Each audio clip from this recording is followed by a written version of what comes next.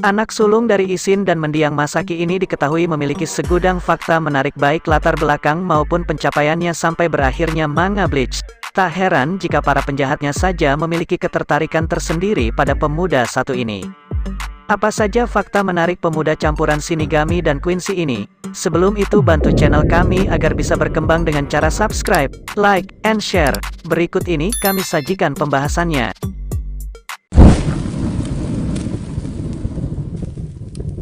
1. Anak sulung pasangan Shinigami dan Quincy. Ichigo diketahui lahir dari pasangan Ishin dan Masaki. Ia sendiri adalah sulung dari 3 bersaudara. 2 adiknya sendiri adalah pasangan kembar yang bernama Yuzu dan Karin. Namun seiring berjalannya waktu, misteri keluarga Kurosaki mulai terkuak satu persatu, mulai dari identitas Ishin yang ternyata adalah Shinigami yang sempat menjadi kapten divisi ke-10 Gotei 13 sampai terungkapnya identitas asli Masaki yang ternyata adalah Quincy berdarah murni.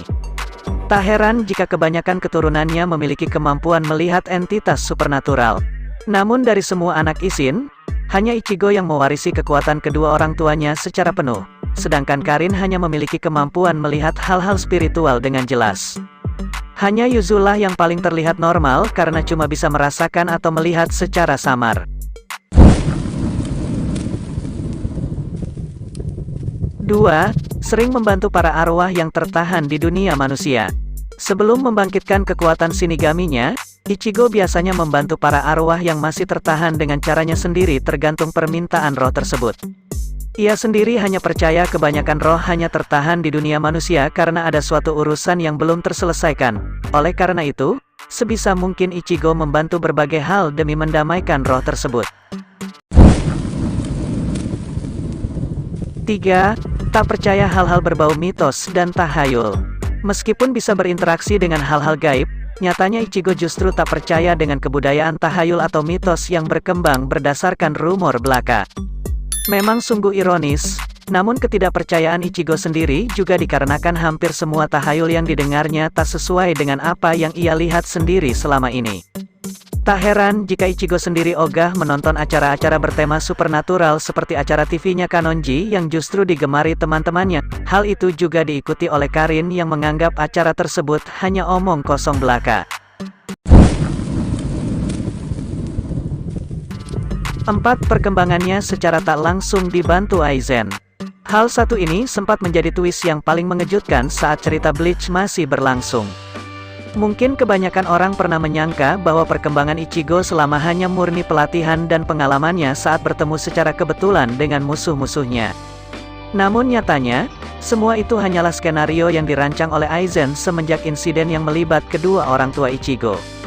Setelah tahu bahwa Masaki sempat selamat dari holofikasi dan menikah dengan Ishin, Aizen sudah memprediksi akan ada kelahiran entitas istimewa yang tak lain adalah Ichigo.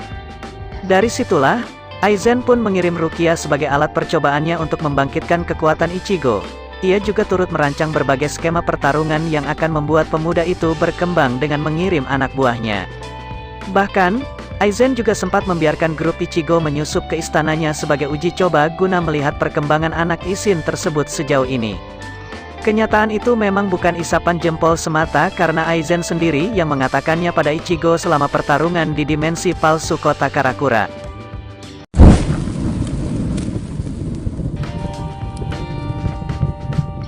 5. Pernah tewas saat berada di Hueco Mundo. Kejadiannya sendiri terjadi saat Ichigo dan kawan-kawan menyusup ke kota Karakura.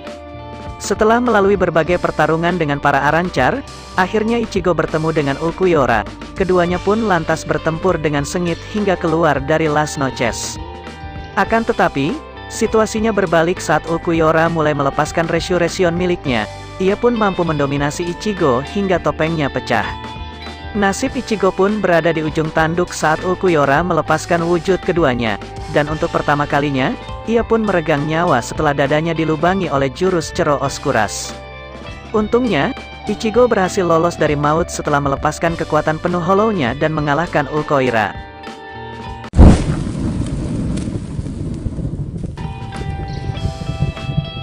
6. Satu-satunya Shinigami yang berhasil mengakses wujud terakhir Zanpakutou-nya. Dari semua Shinigami yang ada, Sejauh ini hanya Ichigo yang berhasil mengakses wujud terakhir Zanpaku Tou-nya yang bernama Final Getsuga Tensou.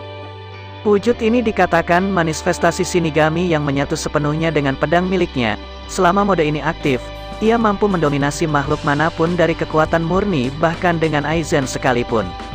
Sayangnya, Final Getsuga Tensou sendiri hanya bisa digunakan sekali pakai karena penggunanya akan kehilangan semua kekuatan spiritualnya. Oleh karena itu, ada dua teori mengapa Isshin memilih Ichigo untuk melakukannya. Pertama, resiko kehilangan kekuatan spiritual tidak akan membahayakan jiwa Ichigo yang notabene terlahir sebagai manusia. Jadi, ia masih bisa hidup normal meski harus kehilangan kemampuan istimewanya.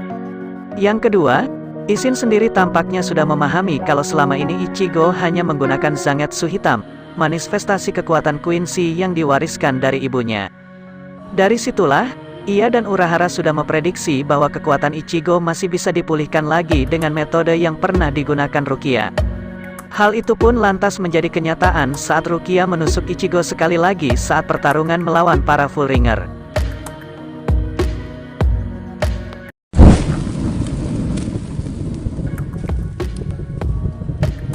7. Masuk ke dalam jajaran 5 potensi ancaman perang Wanden Reich.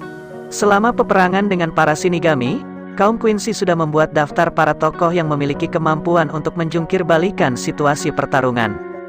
Daftar itu sendiri kelak disebut sebagai 5 kekuatan perang spesial, yang terdiri dari Ichibei yang memiliki kebijaksanaan, Kenpachi dengan daya tempurnya, Aizen yang mempunyai tekanan roh luar biasa, Urahara dengan kemampuan strategis dan Ichigo dengan potensi latennya. Alasan Ichigo bisa masuk ke dalam daftar ini karena kecepatan pertumbuhan kekuatannya yang luar biasa. Ia bisa mempelajari berbagai macam teknik seperti Bankai dan holofikasi dalam waktu singkat, padahal semua teknik itu sendiri normalnya membutuh waktu bertahun-tahun untuk dikuasai. Ditambah lagi, intensitas pengalaman bertarungnya juga turut membuat perkembangan Ichigo semakin cepat. Tak mengherankan jika Yuah sendiri sempat ingin membawa anak tersebut ke sisinya karena bakat tersebut. Itulah beberapa fakta unik tentang Ichigo yang kami rangkum. Jika ada kekurangan, silakan komen di kolom komentar ya guys. Terima kasih.